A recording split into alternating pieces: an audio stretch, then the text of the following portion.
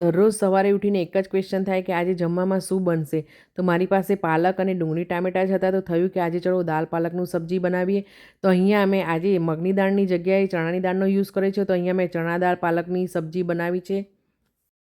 જય અંબે, જય શ્રી કૃષ્ણ મિત્રો. કુમુસ કિચનમાં તમારું સ્વાગત છે. ચાલો રેસીપી સ્ટાર્ટ કરીએ. તો અહીંયા મેં અડધો કપ જેટલી ચણાની દાળ લીધી છે. તેને મેં સારી રીતે ધોઈ અને 2 કલાક માટે ગરમ પાણીમાં પલાળી રાખી હતી. તો 2 કલાક પછી તમે જોઈ શકો છો કે આપણી ચણાની દાળ સારી રીતે પલળી ગઈ છે. ચણા દાળ પાલકનું શાક આપણે ડાયરેક્ટ કુકરમાં જ બનાવીશું. તો તેના માટે આપણે પ્રેશર કુકરમાં તેલ, જીરું, તમાલપત્ર, હિંગ અને લાલ મરચું એડ કરીશું. હવે અહીંયા આપણે એક ઝીણી સમારેલી ડુંગળીને એડ કરીશું અને તેને સારી રીતે સોતે થવા દઈશું. અહીંયા ડુંગળીને આપણે લો હીટ ઉપર જ સોતે કરવાની છે અને તેનો કલર ટ્રાન્સપરન્ટ થાય ત્યાં સુધી તેને સારી રીતે સોતે કરી લઈશું. અહીંયા મેં 2 ટામેટાને ચોપરમાં ચોપ કરી લીધા છે અને તેમાં 1 ટેબલ સ્પૂન જેટલું ચીલી જિંજર ગાર્લિકની પેસ્ટ ઉમેરીશું. અડધી ચમચી જેટલું મીઠું નાખી અને ટામેટાં જ્યાં સુધી સોફ્ટ થાય ત્યાં સુધી આપણે તેને ઢાંકીને કૂક થવા દઈશું. લગભગ 3થી 4 મિનિટ પછી તમે જોઈ શકો છો કે આપણા ટામેટાં સારી રીતે કૂક થઈ ગયા છે અને તેલ પણ છૂટું પડી ગયું છે. હવે આપણે તેમાં ડ્રાય મસાલા એડ કરીશું. અહીંયા ડ્રાય મસાલામાં આપણે હળદર, મીઠું, મરચું, ધાણા જીરું, ગરમ મસાલો, કસૂરી મેથી અને આમચૂર એડ કરીશું અને બધી જ વસ્તુને સારી રીતે મિક્સ કરી લઈશું. મસાલાને આપણે ગ્રેવીમાં સારી રીતે મિક્સ કરી દીધા પછી આપણે તેમાં દાળ એડ કરીશું.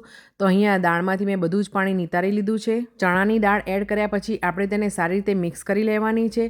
તો ચણાની દાળ અને મસાલો એકદમ સારી રીતે મિક્સ થઈ ગયો છે. હવે આપણે તેમાં પાલક એડ કરીશું. તો અહીંયા મેં લગભગ 3 કપ જેટલો પાલક લીધેલો છે. તેને મેં સારી રીતે ધોઈ અને કટ કરી લીધો છે અને પાલક અને દાળને સારી રીતે આપણે મિક્સ કરી લેવાનું છે અને 1 મિનિટ માટે આપણે ઢાંકીને મૂકી દઈશું. તો અહીંયા લગભગ 2 મિનિટ પછી તમે જોઈ શકો છો કે દાળ અને પાલક એકદમ સારી રીતે મસાલામાં મિક્સ થઈ ગયા છે.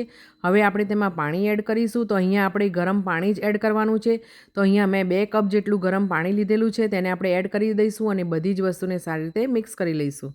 પાણી એડ કર્યા પછી આપણે પાણીમાં એક બોઇલ આવે પછી જ કુકરનું ઢાંકણ બંધ કરીશું અને તેને 4 થી 5 વિસલ વગાડી અને તેને પ્રેશર કૂક થવા દઈશું.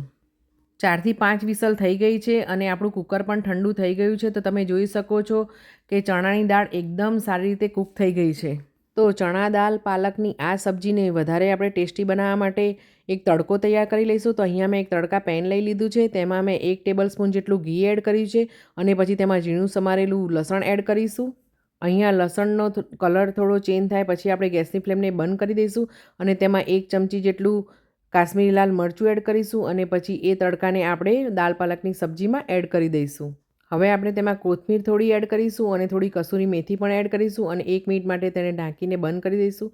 તો તમે જોઈ શકો છો કે આપણી સબ્જી એકદમ પરફેક્ટ તૈયાર થઈ ગઈ છે. તો મગની દાળ અને પાલકની સબ્જી તો મેં ઘણીવાર બનાવી છે. તો આજે મેં પહેલીવાર ચણાની દાળ અને પાલકની આ સબ્જી બનાવી છે. તે એકદમ જ ટેસ્ટી બની છે અને સ્મેલ પણ એકદમ સરસ આવી રહી છે.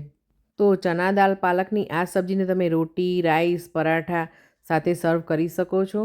તો ફ્રેન્ડ્સ, ચણા દાળ પાલકની આ સબ્જીની બધી જ ઇન્ગ્રીડિયન્ટ્સનું મેજરમેન્ટ મેં મારા આ વિડીયોમાં આપેલું છે. તમે ચોક્કસથી ટ્રાય કરજો. ફૂલ ઓફ પ્રોટીન અને ફાઇબરથી ભરપૂર એવી ચણા દાળ પાલકની આ સબ્જી જો તમે ન બનાવી હોય તો તમે ઘરે ચોક્કસથી ટ્રાય કરજો.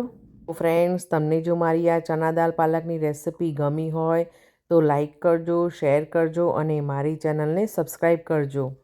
તો ફ્રેન્ડ્સ, તમે મને ફેસબુક, ઇન્સ્ટાગ્રામ, યુટ્યુબ અને ટિકટોક ઉપર પણ ફોલો કરી શકો છો. તો તમે મને ચોક્કસથી ફોલો કરજો. હવે આપણે મળીશું નેક્સ્ટ રેસિપીમાં. ત્યાં સુધી જય શ્રી કૃષ્ણ ફ્રેન્ડ્સ.